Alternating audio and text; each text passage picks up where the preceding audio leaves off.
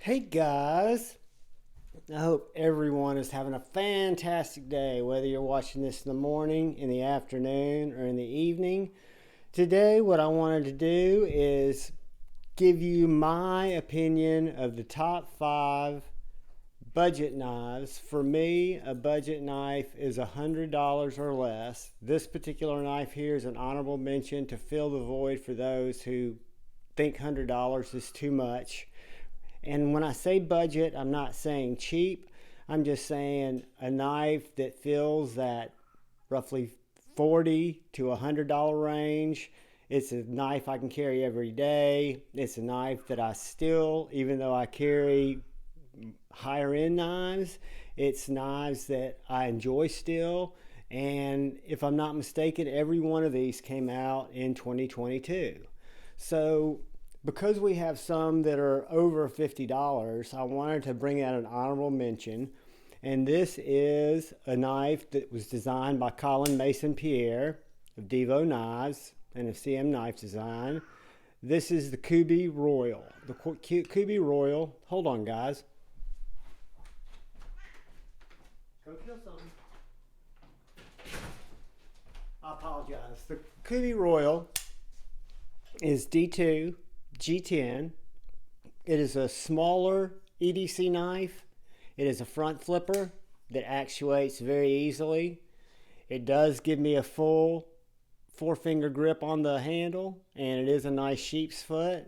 And again, this knife on Amazon right now, I think you can pick up for $41.95. The action on it, superb. The design, being a Colin design, is fantastic. The fuller is where I used to open it with. I wouldn't even mind if it didn't have a front flipper, but that's just me, because you can get anywhere along this fuller and easily deploy this knife. Punches way above its weight and feels like a much more expensive knife, but I'm going to call this 20,022 2022's honorable mention, or if I did not have $100 or less as my kind of baseline variable here, we would look at this as one of our top 5.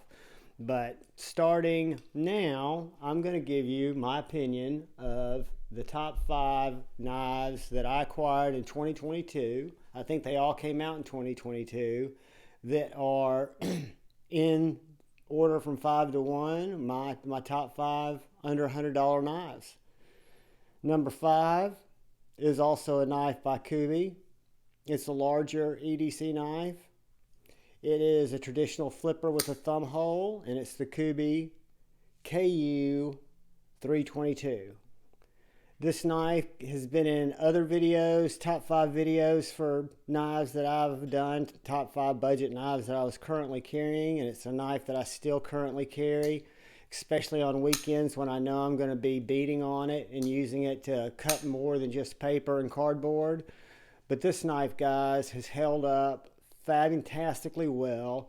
It is also D2 over full steel liners with G10 handles, has a fantastic action, has a nice deployment hole. I missed the entire blade because I'm looking through a camera because I was actually going for this fuller.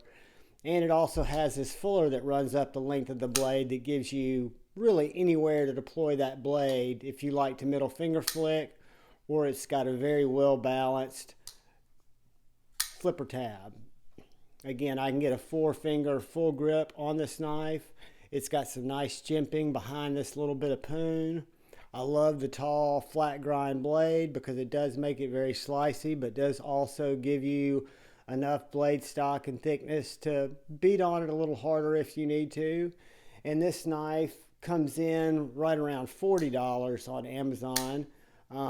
So it's a very, I think, fairly priced knife that you can afford to pick up, enjoy, carry daily, get your work done. It's liner lock like the Kubey Royal was, and just a knife that I put as number 5 in my top 5 2022 budget knives.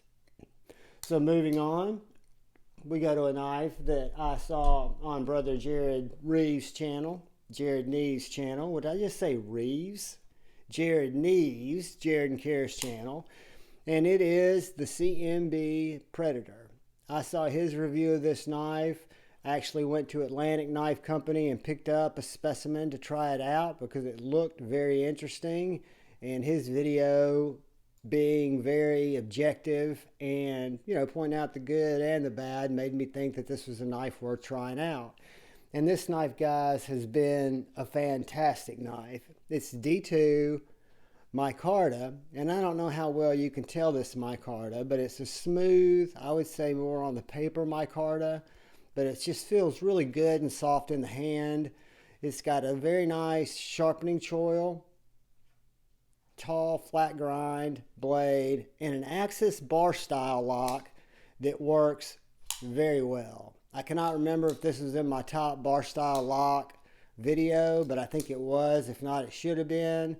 It does really suck the blade back in, and it gives you, or gives the user, what I feel like is a nice detent, nice resistance to help that blade as I fail it. How ironic is that? Give that blade a lot of pop when it comes out, whether you traditional flick it, reverse finger flick it. The micarta handles are contoured, so it does fit in the hand, even with a very tight grip, very well.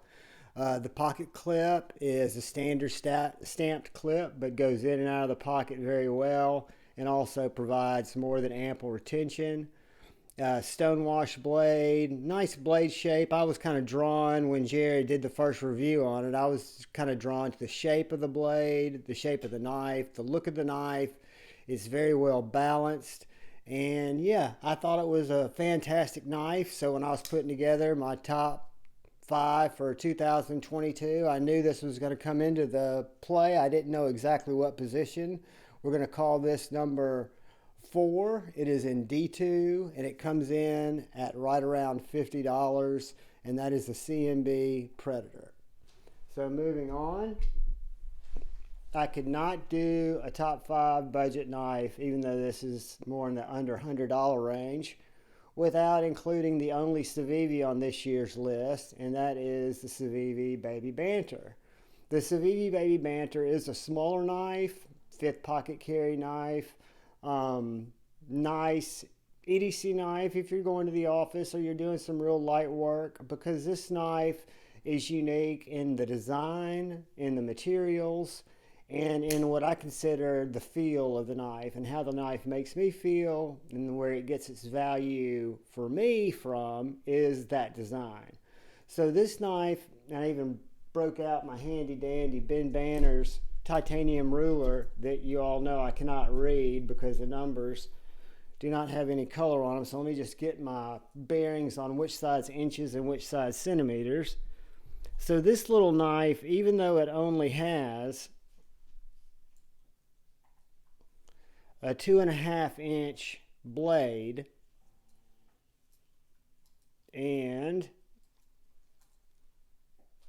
a 3 inch little handle, it has this choil built in to the handle and to the blade that's just very well done.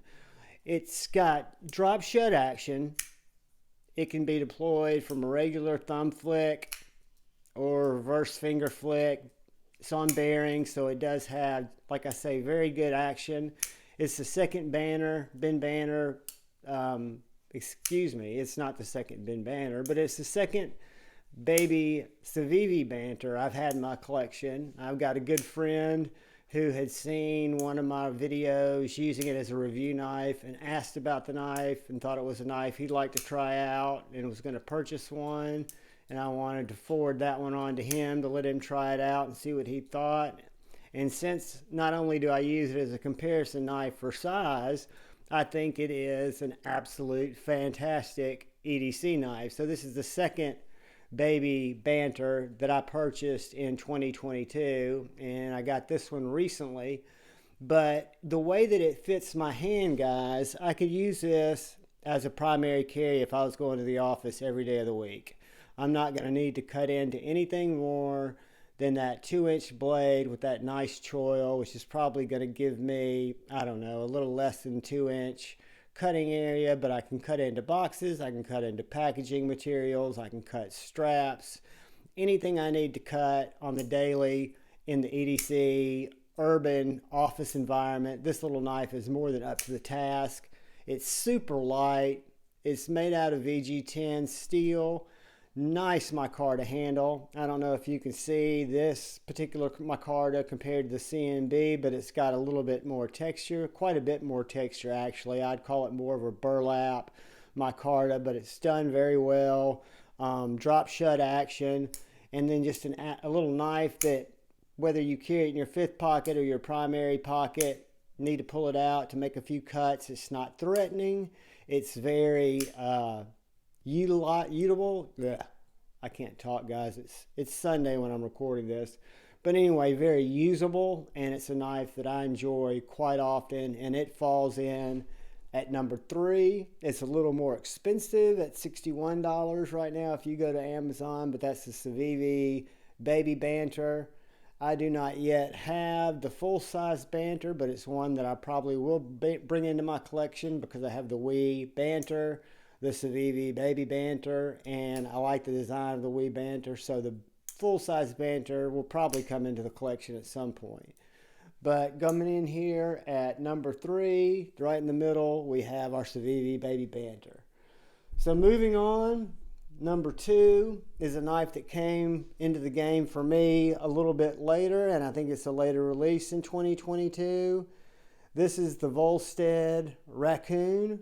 I want to thank Kevin Lefty EDC for sharing this knife with me so I could take a look at it. He thought I might dig it because I do dig some budget button locks. Again, I can't talk. And this particular knife, for him to like it and pass it on, makes me think that it was a great knife before I got it. Picked it up, have been carrying it pretty much nonstop, a few times a week since I've had it, which is a little over a month. And I can't say enough nice things about the Volsteed Racoon. This knife is a full to medium sized knife. Gives me a full 4-finger grip on the knife. I can choke up if I want to use that choil area, which is not a choil, but I call it a choil area because I feel very secure holding the knife there. If I need to get more detail cuts or more access to the blade. The button lock on this particular knife has absolutely no stick. You don't even feel any tactile resistance when you push that button. It's amazing how tightly it locks up with no side to side, no up and down. Fully locked, fully engaged. I push this button and that knife drops down and I do not feel any resistance. And guys, this is on the Volsteed Racoon, which last time I checked was right under 60 bucks at about $59. In micarta, with again real nice canvas style micarta with a very nice pivot. It's got, again, a 14C 28N blade. I love the blade style. I love the way it looks. I love the fact that they've put a pretty good sharpening choil on there. I like the fact that the clip's reversible, even though I'll never reverse the clip. I wish they didn't have their little logo on the clip, but hey, I'm not going to see it much. You know, it's got very light billboarding on the knife itself. The action is fantastic. It's flicky. I can reverse flick it. And then I can use it to what I need to do, which is cut things as I need to cut things. And that's what it does best. It's very thin. Has a nice little back spacer that's also micarta. And number 2 in my top 5 budget knives or knives under $100 from 2022 is the Volsteed Racoon. Which brings me to my number 1 knife. Guys, I've been carrying this knife for a little bit over a week. That doesn't seem like long enough to do a full review on a knife, but I've put it through some paces, and the way that I use knives, I know that it's going to fit my criteria for the top budget knife of 2022, and that is the Divo Growler. The Divo Growler is a knife. I did not get in on the stout. It was not 100% my jam. I've not gotten in on any Divo knives yet until the Growler came out.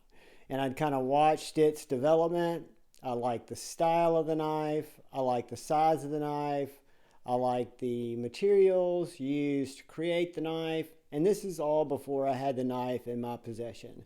So as I was looking at the Divo knives, I don't spend a lot of my budget on sub $100 knives. But there was a lot about this knife that appealed to me. There's a lot about this knife that to me does not make it feel or behave like a budget knife. And most importantly, it was unique enough to fill a void in my collection. What I don't or try not to do as much is buy a lot of cleavers, where I used to buy every mini cleaver that came out because I was collecting cleavers. I've learned that I've got some great mini cleavers. I don't dislike any of them, not planning on selling any of them, but I'm looking now for more knives that are a little bit more unique in how they're going to fit into my collection and what they're going to allow me to do and how I'm going to be able to use that knife on the daily compared to some other knives in my collection. And guys, the Divo Growler is unlike anything that I have. It fits my hand absolutely perfect. I've got a medium to large size hand, wear a large glove, shooting glove. That is a 4-finger grip for me on the knife before I take advantage of that choil that was designed to give you full control of that blade, that tall 14C 28N black wash blade that is so slicey. I wasn't going to do this, but I will break out my coupon book because it's therapeutic to me. I don't mean to waste y'all's time, but we will take a couple of seconds just to see how I rip the paper because I don't hold it right. How well the Divo Growler doesn't even make a noise as it eats up that coupon. Whoops, that's me. That's user error, guys. I'm looking at a camera, so that was me actually missing the paper. But yeah, the Divo Growler is very slicey. It's very tall, flat grind. My particular specimen has drop shut action. Just a nice control drop. Liner lock. Black micarta, which they're all black micarta.